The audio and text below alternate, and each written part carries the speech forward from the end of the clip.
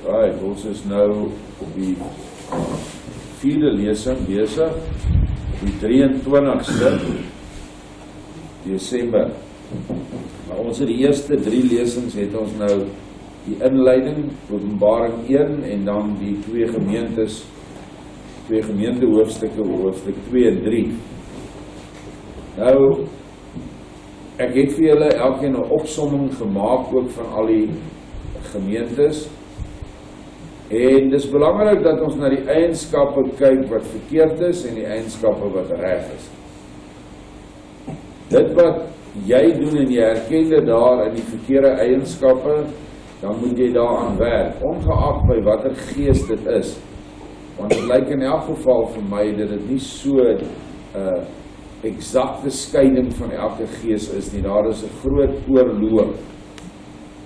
Maar die laaste deel van die vorige lesing was, die Gees praat en sê, aan hom wat oorwin, elkeen van ons wat graag wil oorwin, is praat met ons, sal ek, onthou dis die Gees wat praat, die trooster, sal ek gee om saam met my te sit op my troon, soos ek ook oorwin het en saam met my Vader op sy troon gaan sit het, wie oor het, laat hom hoor wat die Gees aan die gemeente sê.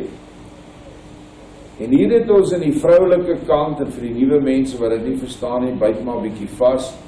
Die godheid bestaan nie net uit mansheid nie, dit bestaan uit 'n manlike en 'n vroulike godheid in een.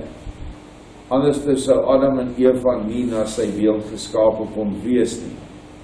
Die tweede ding is dat daar is sekere manlike werke in die skepping en daar is sekere vroulike werke in die skepping. Net soos in ons huwelik. Ek is die hoof van die huis, ek en my vrou saam besluit ons wil 'n kind hê, dan gee sy vir my die kind. Ek kan dit nie kry nie. En net so is die skepping ook, en ek veralgemeen dit nou, dis eintlik baie groter, maar die Vader is die gedagtegewer in sy oergrond beginsel. Bedink hy 'n gedagte van ek wil nou 'n hemel skep, of 'n aarde, of 'n planeet, 'n son. En die oomblik wanneer hy dit besluit het, gaan die Gees voor, die vroulike, die moeder, die trooster, en bring dit in vervulling. Soos wat in enige huwelik is. En daarom het ons dan ook 'n sekerheid, dat die God, wat almal in die Ou Testament van praat, wel ook in die Nuwe, wat eintlik Elohim is in Hebreëus, is eintlik 'n Elohim familie. As jy dit verstaan jy dat die familie ook vir ons as kinders presies dieselfde dinge wil gee as wat hulle het. Soos wat jy as ouer jou kinders groot maak, wil jy hulle tog ook sien dat hulle suksesvol gaan wees. Maar in die hemele werk dit so dat sukses alles wendel om liefde. So die wat met Vader 'n liefdesverbond sluit, soos wat ons nou gedoen het in die afgelope maand of wat, daar is vir ons beloftes. En hierdie belofte van Openbaring 4 is nie vir almal, maar slegs vir die wat in die voorafgaande 2 hoofstukke al die eienskappe van die Gees, daai 7 kandelare, aangesteek gekry het in sy binneste. Al daai kandelare brand nou in die persoon. Nou kom Openbaring 4 in werking. Na hierdie dinge, vers 1, het ek gesien, kyk, 'n geopende deur in die hemele.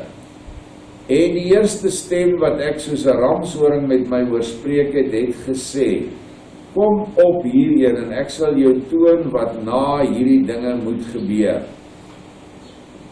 Nou die eerste ding is, as ons dit gelees het in die ou tyd, dan is daar iewers 'n deur hierbo in die hemele tussen ons en die son iewers. Dis nie waar nie.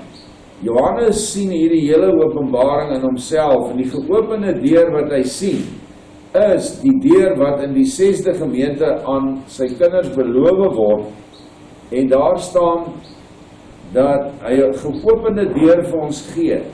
Ek het nou hoeveel keer gesê, die geopende deur is op die tabernakelskets, die skeiding tussen die heilige en die allerheiligste. Dit is die skeiding tussen jou siel en gees. En in hierdie vers 1 sien Johannes nou die deur is oop. Stem julle saam met my? So hy sien sy eie innerlike gees, hy beweeg in sy gees in, soos wat Christine daarin beweeg, en vir ons goed gaan verduidelik wat aan die ander kant is, dan kom sy terug, dan skryf sy dit neer. So is Johannes ook besig om deur te gaan, en is hy dan ook die een wat hierdie rekord moet neerpen, sodat ons dit dan kon kry. En hy doen alles nou op die eiland Patmos in afsondering. En hy sê, kom op hierheen. Hoeveel keer het ons nie gesien in Christine se boodskap, en dan sê Vader, kom op hierheen. Kom op, kom in die geestelike vlakke, gaan op in die vlakke. En dadelik was ek in die gees, en kyk, daar staan 'n troon in die hemele, en een sit op die troon. Dadelik is hy in sy gees die druppel wat Vader vir ons gegee het, wat identies is aan die groot see, wie Vader Jahwe self is. Nou net soos wat Joshua oorwin het om saam met sy Vader op die troon te sit, as die manlike, net so het die troostergees, nou moet ek julle herinner aan vorige lesings, die gees van waarheid wat eers ontstaan het nadat die leuen deur Lucifer bekend gestel is, en sy in 'n gevalle toestand volgens Hooglied was, dan lees dit maar, in die afgrond agter tralies, in gevangenskap, het Joshua hierdie gees geneem, wat vroulik is, want die gees is vroulik. En dit kan jy kry in die skrif, as jy net die skrif sou reg vertaal het, uit Hebreëus na Afrikaans toe, maar hulle het nie. Die boek van herinnering is die een wat amper reg is, maar daar is nog heel wat werk aan. En nou sien hy die troon, en nou is dit dieselfde ding wat hy sien as daai kandelaar se staander. Onthou ons het nou die staander, moet ek eintlik daarin skryf, Joshua en die trooster. Die liefde en die waarheid. En die liefde en die waarheid is Joshua se manlike en vroulike. En uit dit uitkom al hierdie ander geeste. So die een wat nou op die troon sit, is Joshua verenig met die trooster in Johannes. Dit is waar hy die troon sien, in homself. En jy en ek, as ons die geopende deur kry, sal ons ook die troon waarneem in onsself, want ons is die tempel. Of jy nou manlik is of vroulik, hy kom in jou tempel. En hy wat daarop sit, het in sy voorkoms gelyk soos die steen, jaspis en sardis, en rondom die troon was 'n reënboog, wat in sy voorkoms gelyk het soos smaragd, soos in smaragd. Dis nou maar die beste prentjie wat ek op die net kon kry regs. Alle ouens teken dit so, jy kan amper niks sien nie, dis kleure op kleure.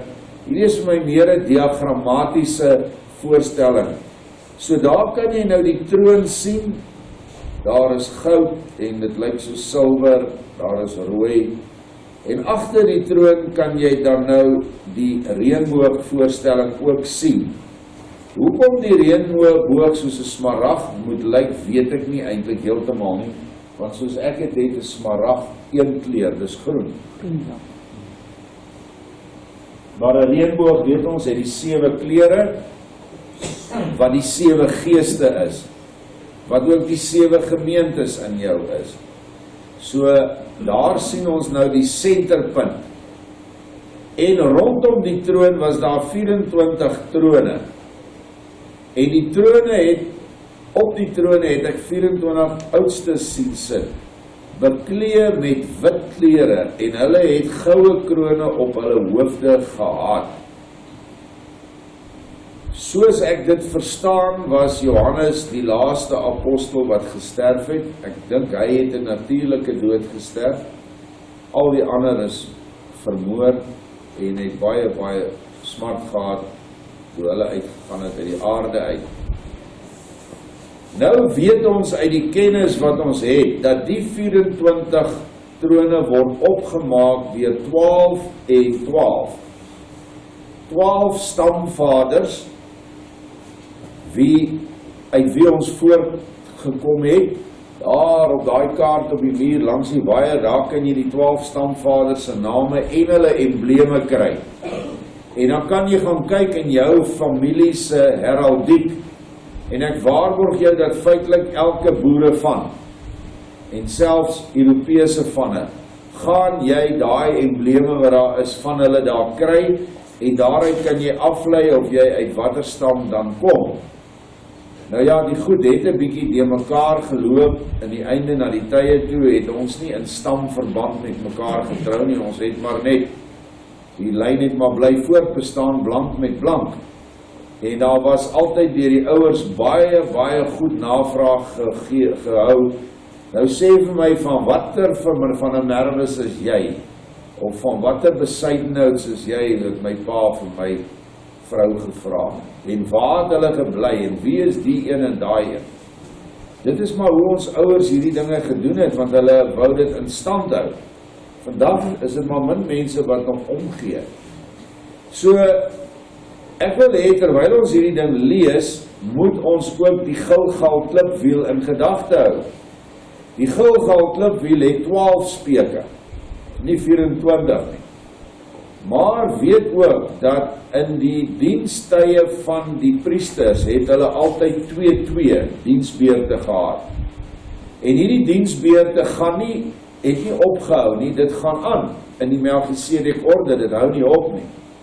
En daardie diensbeurte word dan 2 gehanteer, presies weet ek nie, as julle na my 3 lesingkies geluister het oor die wolke, omdat mense so baie in wolke gesien het die afgelope tyd, dan sal julle sien, dat dit dienende geeste is, wat op 'n baie stil dag, waarneembaar word as Sirius wolke, of fyn vlieswolke, wat dan bo op die 3de ligstreek vorm. Ons het 3 ligstreke, 'n eerste, 'n tweede en 'n derde. En daai laaste ligstreek, daar begin vibrasies vorm, omdat daar engele daar is wat na die aarde kyk en die aarde beskerm en nie toelaat dat enige ding vanuit ander plekke daar kan inkom nie. Nou gaan jy my sê, ja, maar wat se ander plekke? Ons is alleen in die heelal. Jy droog. Hierdie ou spikkeltjie aarde is niks in grootte en vorm van die hele heelal nie. En alle planete is bewoonbaar. Alle sonne, alle sterre, van klein na groot. Daar is 'n grootste son in ons sonnestelsel wat 1 triljoen maal 1 triljoen ligjare deursnee het. Waarop die engele wat daar werk, se koppe groter is as ons aarde. Hulle is die vorm van 'n mens, maar hy is so 'n groot wese, engelwese.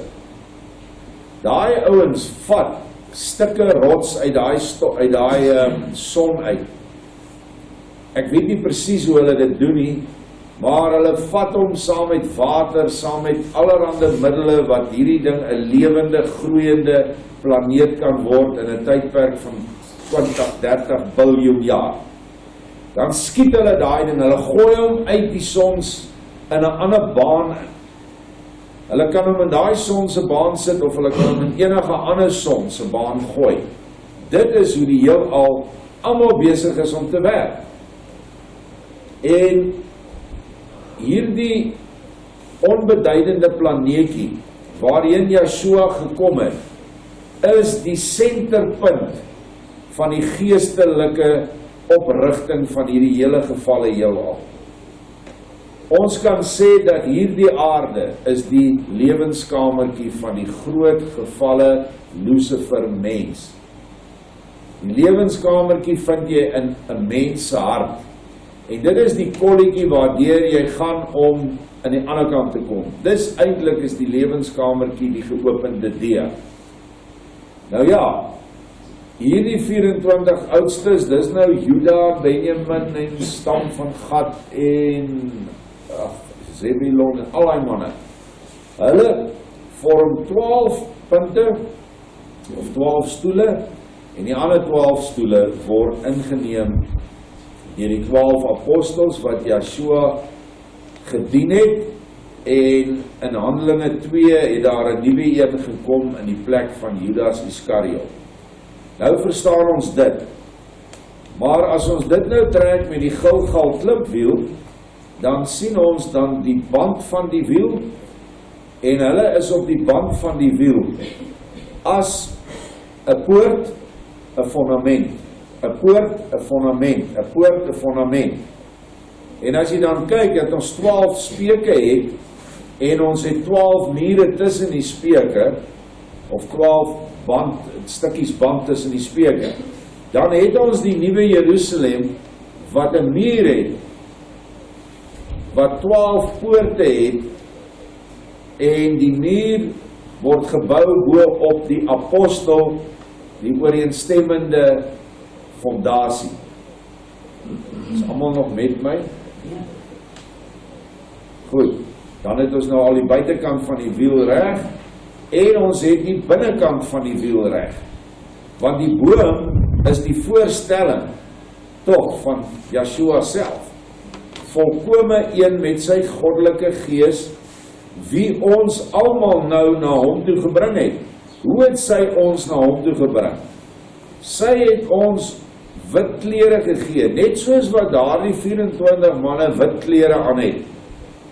Wat stel wit klere voor volgens Openbaring 19 vers 10 dink ek? Stel wit klere regverdige dade voor. Het die apostels regverdige dade gehad? Ja, dis hoekom hulle gekies is. Het die stamvaders dit gehad? Ja, dis hoekom hulle gekies is as die stamvaders, waaruit die genetiese Israel sou spruit. En die 12 apostels waaruit die geestelike Israel sou spruit. So jy het nou albei.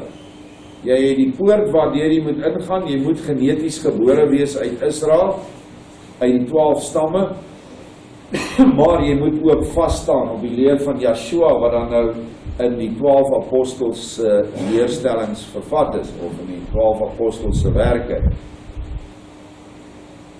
Ons het nie al 12 nie. Ons kyk bietjie wat het ons. In die boek van herinnering begin ons met die evangelie van Jakobus, so ons het hom. Ons het die evangelie van Thomas, so tweede ene. Ons het die evangelie van Matteus, derde een. Ons het die evangelie van Johannes, vierde een. Lukas en Markus was nie apostels nie. Dan het ons die briewe van Jakobus, dit het ons reeds genoem. Ons het in die boek van herinnering die evangelie van Petrus en die briewe van Petrus. So dis nou al 5. En dan het ons die briewe van Judas. So ons het maar 6. Is daar nog een wat ek uitgelos het? Ons het maar 6 van die 12. En wees verseker dat al 12 sou geskryf het. Maar die Rooms-Katholieke Kerk wat hierdie goed in hande gehad het die goed vir ons weggesteek. En nou moes Vader dit weer gee, en ek glo in die nuwe openbaring wat ons nou het, via Lorber en Bertha Dat en die ander, het ons eintlik al 12 daai fondamente, is vervat daar.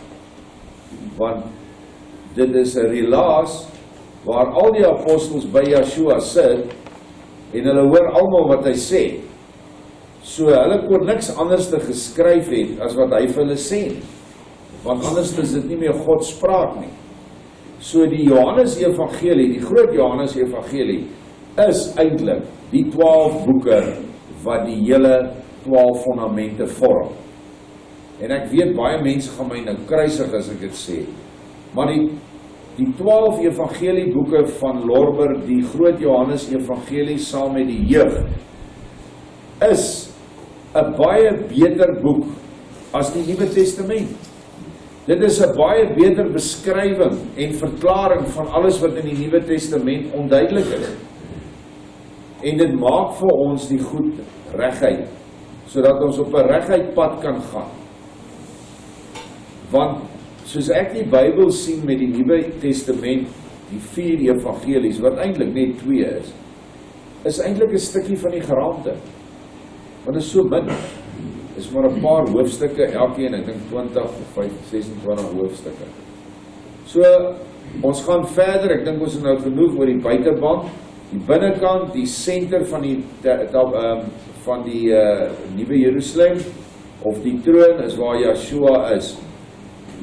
En daar het weer ligte en donderslae en stemme uit die troon uitgegaan, en 7 fakkels, wat die 7 geeste van Elohim is, het voor die troon gebrand. 1, 2, 3, 4, 5, 6, 7. Sien julle daai 7 fakkels daar?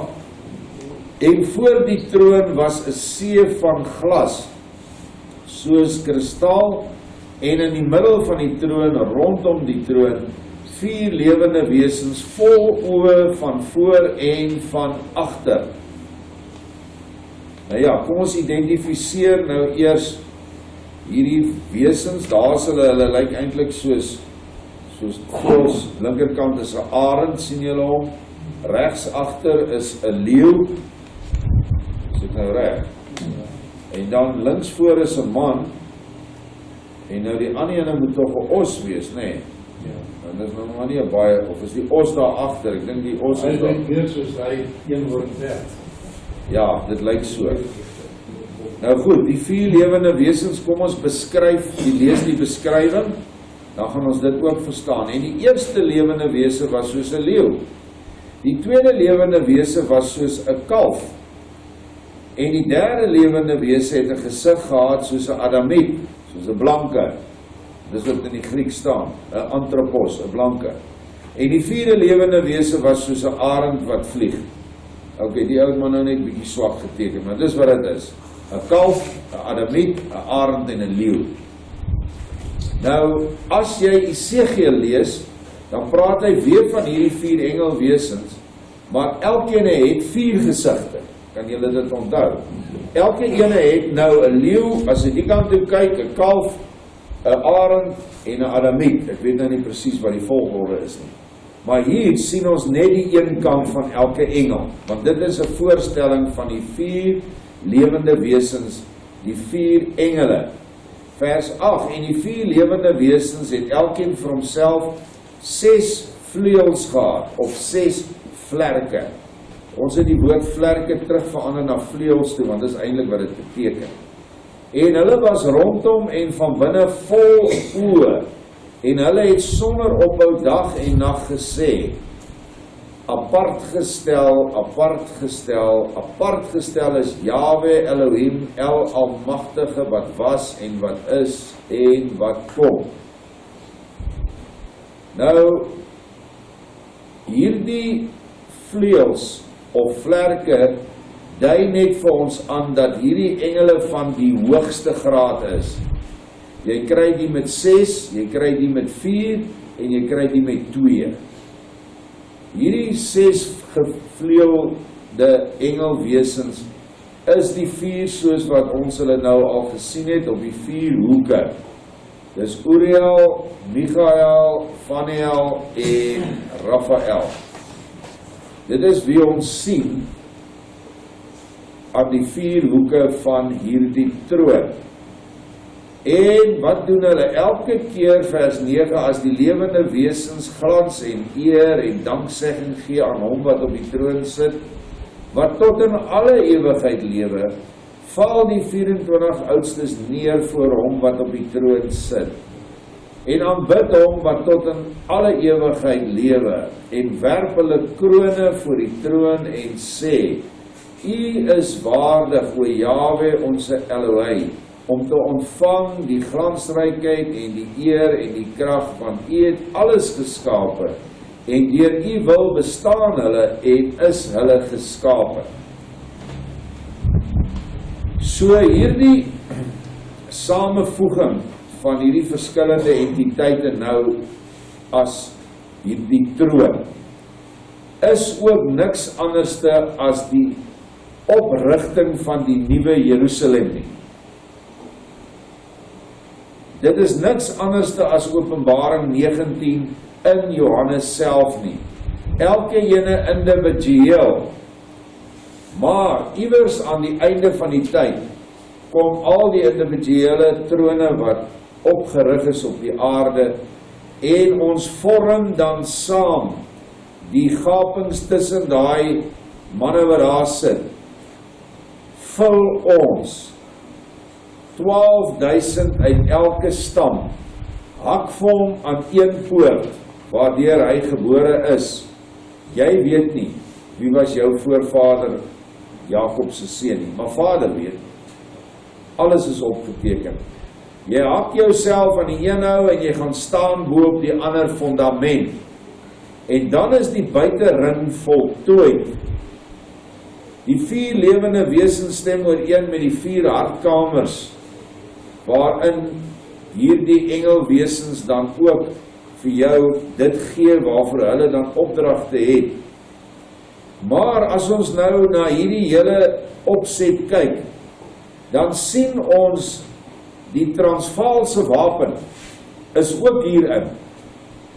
Maar kom ons los die Transvaalse wapen, want Yeshua het vir ons 'n nuwe wapen gegee, geskoei op die Transvaalse wapen, en hy sê agter my, die dogter van Sion se wapen. En die dogter van Sion se wapen, Erna, skuif die kamera net so asseblief, is 'n leeu heel bo, Yeshua die leeu van Juda. Dan het ons 'n arend, aan die linkerkant 'n man, 'n boer, siener van Rensburg aan die regterkant, en dan 'n ossewa aan die onderkant, wat dan die os of die kalf verteenwoordig.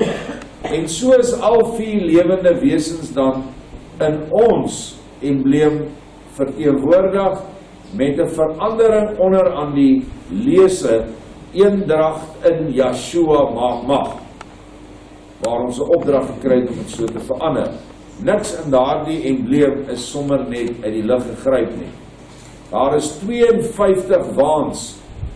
Ek het altyd gedink, miskien sal Vader dit nou na Bloedrivier toe vat, waar 64 waans was. Nee, die 52 waans stel die tyd voor wat die herstel van Jerusalem gedoen was in 52 weke. Gaan lees maar in Nehemia en Esra, gaan jy dit daar kry. Dit is 'n vormingstydperk van jou innerlike tempel, 52 weke. Nou jou 52 weke kan 20 jaar wees, 'n ander ousin kan 3 maande wees, 'n ander ousin kan 5 jaar wees. Dit gaan nie daaroor nie. Dit gaan oor 'n vlak verandering van natuurlike waarheid na geestelike waarheid na hemelse waarheid. Dan is jou 52 weke voltooi. Dit is dan wanneer jy die geopende deur kry, wanneer jy jou tempel klaar gebou het. Die senterpunt van die tempel is die suiderkruis, wat vir ons wys dat dit ook in die suidige deel van die wêreld gaan plaasvind. Ons weet volgens Henog 77:1, dis in Suid-Afrika, met al hierdie inligting wat ons nou het en die ooreenstemming met ons volk se, die ZAR se embleem, sowel as die 4 kleur, wat elkeen van hierdie 4 engelgeeste moet in 'n ander kleur geteken word. Ons het die rooi bo, dan het ons die wit, dan het ons die blou en dan het ons die groen baan van ons vlag. Hoe dit ook al sê, hierdie engele is ook vol oë. Nou oë is nie net oë soos wat ons oë in ons kop verstaan nie. Kom ons lees wat sê die woord oor oë. 2 Kronieke 16:9, want Jahwe, sy oë deurloop die hele aarde en om diegene kragtig te steun wie se hart onverdeeld op hom gerig is. Hierin het u dwaas gehandel, want van nou af sal daar oorlog teen u wees. Dan lees ons nog iets oor die oë, en dit is Sagaria 4, wat dan ook te doen het met die oprigting van die huis of die kandelaar. Die hande van Serubabel het die fondament van hierdie huis gelê, en sy hande sal hom voltooi. Dan sal jy weet dat Jahwe van die skepingsleermag my na julle gestuur het. Want wie verag die dag van klein dinge, terwyl daar die 7, die oë van Jahwe, wat die ganse aarde deurloop, met blydskap die steen wat smelt aanskou in die hand van Serubabel. Diep simboliek, maar ons het dit behandel. Die klip wat smelt is die trooster gees wat in jou hart inkom en wat die 7 seels op het, soos wat die klip wat voor Joshua se graf gerol was, ook 7 seels op gehad het. Oë in die algemene is engele. Hulle sien alles. Die engele wat oor ons aangestel is, weet van elke oomblik van alles wat met jou gebeur. En die engele, die 4 hoofwesens, het ook baie oë, en dit beteken daar's baie ondergeskikte engele wat hulle bystaan. Maar die 7 geeste is ook deel van die 7 aardsengele. Dit is die 7 aardsengele se vroulike deel, se geesdeel. En dit is hulle wat met ons werk. Dit is hulle wat op Maandag die 16de Desember het Vader gesê dat die 7 engelgeeste smelt in sy kinders se innerlike wese in. En dit is dan die huis wat opgerig word in jouself. Dit is jou innerlike troon. En ek weet daar is heel wat mense na Maandag wat al hierdie ervarings nou begin voel. Weereens, dit sal stadig aanloop gee in die geestelike. Jy sal nie baie voel fisies nie, maar jy sal werklik ervaar dat goed wat jou oorwin het gister nou makliker is of nie meer plan. En dit is die begin van jou troon wat opgerig word, waar Vader en Moeder, Joshua en sy gees, sy trooster, nou in jou huis kan kom, om wat te doen? Om vir jou te laat wederbaar word. Jy gaan nou gebore word in 'n geestesdimensie, waar hierdie troon is in 'n geestesdimensie. Dit is, jy moet deur die deur gaan, vanuit jou siel, wat semi-gees, semi-vlees is, moet jy nou in die geestesfeer kom. En daar moet jy, vir Joshua, moet geboorte gegee word in jou. Want die seentjie wat gebore word, wat die woord in Openbaring 12 van praat, en Jesaja 66, daai seentjie volk, dit is Joshua in ons, die krag. Dit is wat gebore word. Jy ontvang sy krag. Uit die aard van die saak, eers bietjie en dan meer en meer, volgens hoe jy hierdie krag gaan aanwend en kan hanteer. So, dit is 'n proses, wat op een of ander tyd sal die proses ver genoeg wees, dat daar in jou innerlike 'n weerligstraal sal slaan van die ooste na die weste van jou hart, van die krag na die wysheid. En dan sal jy 'n wese wees, wat nie meer gebonde, gekoppel aan hierdie aarde is nie, en jou liggaam sal 'n skynliggaam wees. As hulle aan jou vat, gaan jy net so vleis hê soos wat jy nou het, maar jy kan daai liggaam verander, hy kan deursigtig word, jy kan verdwyn, verskyn, jy kan sy vorm verander, jy kan in enige iemand se beeld, kan jy jouself voordoen. Dit is wat engele kan doen. En dit is hoekom al hierdie goed dan nou, alles in homself saam moet opstaan. So die reënboog, dit is die eienskappe van die Gees. Die 7 geeste is die 7 geeste. Dit is die engele van die 7 gemeentes. En ek hoor my volgorde kan 'n bietjie verkeerd wees, maar dis Uriel, Raphael, Michael, Ragiel, Sarakiel, Gabriel en Remiel. Dit is daar die 7 hoofaardsengele. Ek weet eens, ek sê die volgorde mag dalk 'n bietjie de mekaar wees, maar dis nie nou so belangrik nie. Vader sal nog alles regstel. Daar's net iets wat ek nie verstaan nie. Wat is daai wat daar staan met sulke, lyk amper so 'n palmboom? Sien julle daar? Dit lyk soos 'n wit beeld.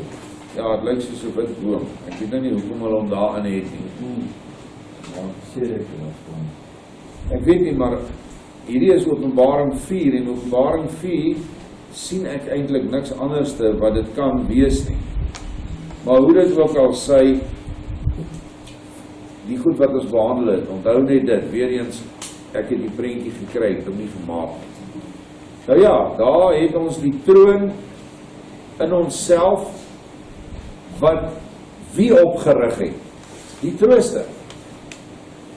Aan hom wat oorwin, is Openbaring 3:21, sal ek gee om saam met my te sit op my troon, soos ek oorwin en saam met my Vader op sy troon gaan sit.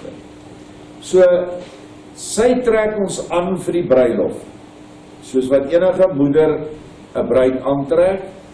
Wanneer ons die regverdige dade het, en ons is gereed, dan bring sy ons deur die geopende deur. Want daar staan, sy sê, ek het vir jou 'n geopende deur gegee. Die Gees sê dit. Dis nie Yeshua nie, al hierdie dinge wat nou in onsself binne kan plaasvind, is die Gees wat hy uitgestort het, wat dit vir ons doen, wat vir 2000 jaar al die werk sou doen, wat aan ons mense aan betref. En nou eers is jy waardig om deur daai openingkie te kom en op die gesamentlike troon van Yeshua en die trooster. Nou kan jy en ek sê dat daardie troon in ons hart is, hy lyk so, en ons gaan nou plaas neem op die buiterand. En dit sal goeie oefening wees as julle die Nuwe Bybel hoofstuk 8 vat.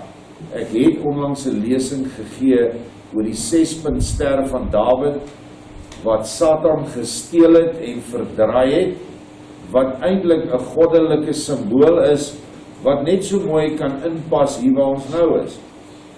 Want die 6-punt ster met die 2 sirkels wat jy om hulle trek, op die buitepunte en die binnepunte, gee vir jou weer eens 12. Die 12 punte van die Nuwe Jerusalem, 12 poorte verbind met die 12 fondamente, en dan omdat die middelpunt waar hierdie man nou sit, dit is Yeshua self, ons Vader, daar kom 'n 1, en dan het jy 1, en dan is daar 6 punte om die sirkel. Dus het jy 1, 2, 3, 4, 5, 6, 7. So is die 7 teenwoordig, die 4 is teenwoordig, die 3 driehoeke, die een wat opkyk en die ander een wat afkyk, is teenwoordig. Die een is die liggaam, siel en gees wat afwaarts neig, die ander is die hemelse wat jou optrek. So alles is in daardie 6-punt ster wat die een in die middel het. En dit alles is op die ou einde die Nuwe Jerusalem. Niks anders nie. Selfs die tabernakel dui daarop, die Nuwe Jerusalem. Die tempel wat later aangebou is, deur Salomo, dui op die Nuwe Jerusalem. Dit was als afbeeldings, materiële voorstellings van dit wat hemels is. Kyk net daar na die priester daar agter, hy het ook 12 edelgesteentes op sy borstas, wat ook weer eens wys na die 12 gebooie, 10 plus 2, en dan ook verwys na die 12 stamme van Israel, en ook die 12 fondamente, waaruit ons wysheid kry, uit die evangelies. Nou ja, ek dink ons is klaar, het iemand enige vraag?